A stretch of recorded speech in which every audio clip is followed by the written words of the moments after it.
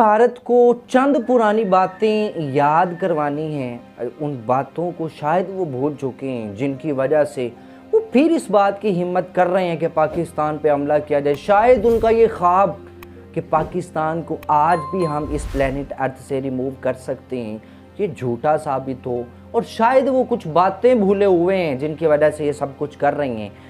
अगर सबसे पहले आपको ये बात याद हो कि जब 14 अगस्त 1947 को पाकिस्तान को हमने आज़ाद करवाया था, तो आज़ाद करवाते हुए एक ज़ुबान पे नारा था कि पाकिस्तान का मतलब क्या, ला इलाहा इल्लल्लाह। और इस नारे ने इस पूरे प्लेनेट अर्थ के अंदर अपनी जड़ें ऐसे घुमाई थी, ऐसी जड़ें जो हैं वो इस पूरे के पूरे प्लेनेट अर्थ पे घूमी थी कि पूरे का पूरा कुफर जो है वो लर्जा था कि ये कौन सी ऐसी कौम है जो एक नारे से अपना पाकिस्तान आज़ाद करवा लेती है।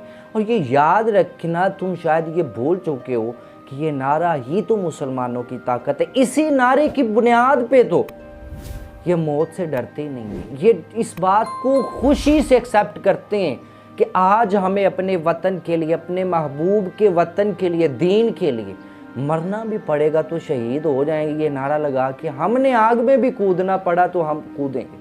तो शायद तुम ये भूल चुके हो कि ये नारा आज भी हमारे पास है और आज भी ये हमारी ताकत है।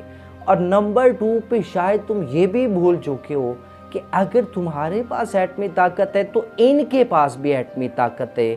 और तुम ये भी भूल चुके होगे, तुम्हारे पढ़े लिखों ने हिस्ट्रियाँ पढ़ी होंगी कि एक तरफ 313, उधर हज़ारों पे गालिब आ सकते हैं अगर ये ईमान के साथ चलें, अगर ये मजबूती के साथ इस्लाम की खातर चलें तो अल्लाह इनकी मदद फरमाता है। ये थोड़े भी बहुतों पे गालिब आ जाते हैं, ये थोड़े भी बहुतों को ऐसी चटनी चटा देते हैं कि वो भागते हैं कि अब जाएं किधर, रास्ते ढूंढते हैं किसी तरह बचने की। शायद तुम ये भी भूल चुके हो कि ये वतन सैयदा फातिमा ज़हरा सलामुल्लाह अलैहा की बेटों का वतन है, जो इस्लाम की खातिर पूरे का पूरा घर लुटा देते हैं लेकिन इस्लाम को गिरने नहीं देते।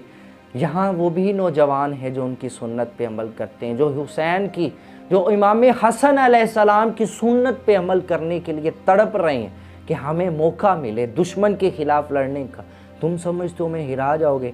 और एंड पे शायद तुम ये भी भूल चुके हो कि चाय का टेस्ट कैसा था। अगर तुम उस चाय का टेस्ट भूल चुका है तो आओ भाई, हम दोबारा चाय पिलाने को तैयार हैं। तुम्हें टेस्ट बराइंदा भूलेगा नहीं।